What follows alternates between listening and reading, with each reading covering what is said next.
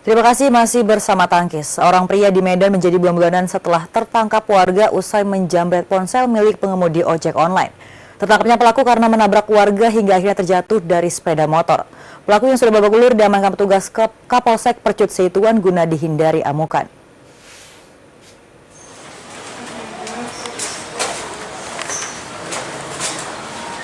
Dengan kondisi wajah babak belur, pelaku jambret RB warga desa Sampali, Kecamatan Percut Seituan, Kabupaten Deli Serdang dikirim petugas.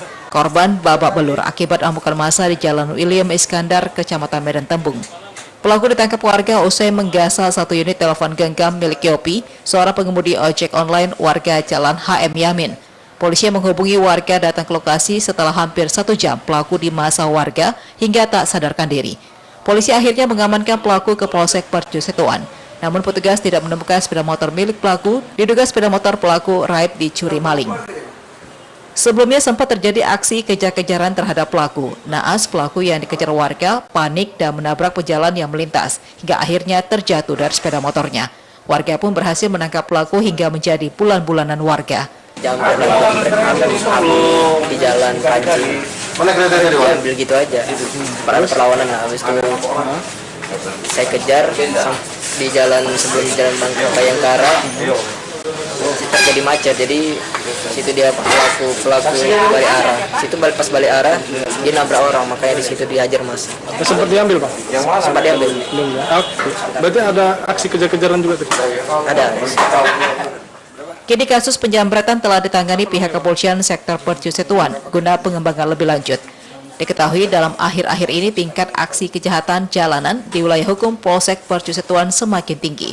Warga berharap pihak kepolisian proaktif meningkatkan keamanan, terutama aksi kejahatan di jalanan. Dari Medan, Adi Palapa Harahap, iNews melaporkan.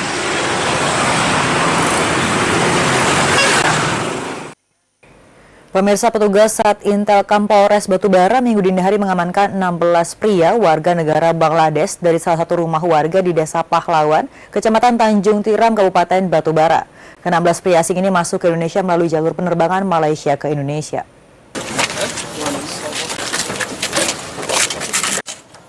Ke-16 pria warga negara Bangladesh tersebut diamankan oleh petugas Satintelkam Polres Batubara setelah adanya laporan dari masyarakat kepada polisi.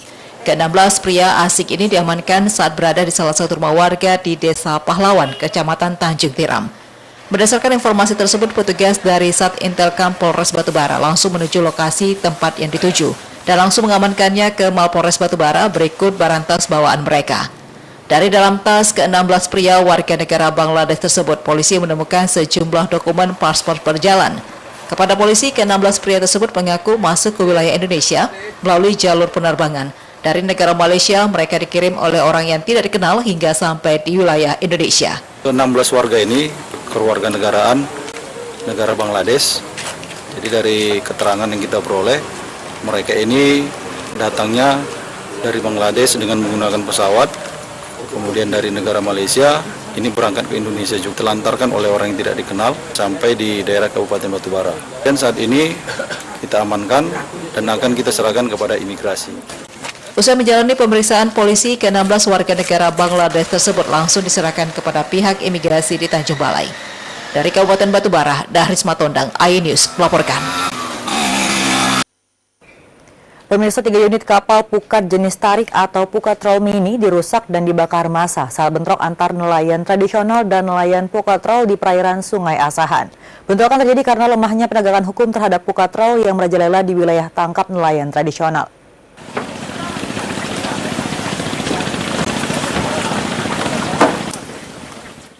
Sebanyak 3 unit kapal nelayan jenis pukat troll mini sempat dirusak dan dibakar saat terjadi bentrok dengan nelayan tradisional di perairan Sungai Asahan saat akan beroperasi.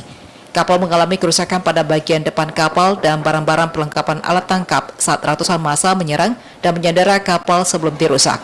Beruntung bentrokan tidak berlangsung lama setelah Satuan Polisi Air Tanjung Balai, Polisi Resort Asahan, dan Polisi Resort Tanjung Balai tiba di lokasi dan menenangkan massa agar tidak berbuat anarkis. Bentrokan diduga terjadi karena lemahnya penegakan hukum untuk menghentikan nelayan yang memakai alat tangkap tarik atau troll mini yang memasuki zona nelayan tradisional. Mengantisipasi massa agar tidak melakukan aksi anarkis, kepolisian melakukan mediasi dengan para nelayan dan meminta nelayan agar tetap bersabar dan tidak terpancing emosi.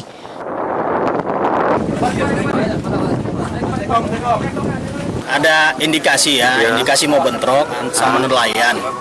Kebetulan nelayannya ini berada sama-sama di Kabupaten Asahan, ya.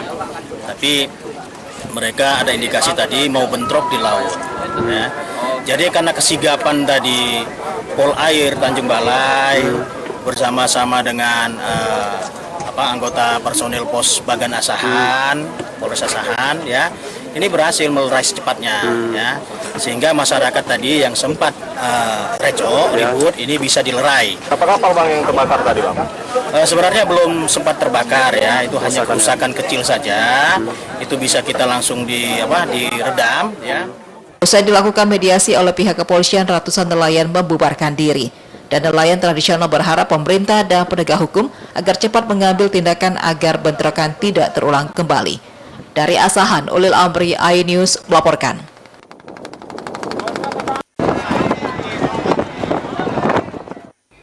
Pemirsa, kami akan kembali dengan sejumlah informasi lainnya, tetaplah di Tangkis.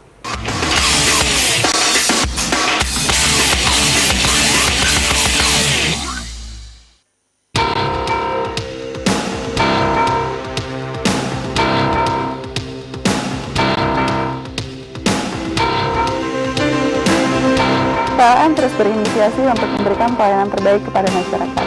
Untuk itu, bayar listrik Anda sebelum tanggal 20 ya. Kalau sampai lewat tanggal 20, nanti kami yang datang ke rumah Anda. Listrik untuk kehidupan yang lebih baik. Keindahan yang harus Anda jelajahi, sebuah warisan alam. Perjalanan saya akan lanjutkan kemana lagi? Di Geopark Indonesia. Pada hari dan jam berikut, hanya di iNews.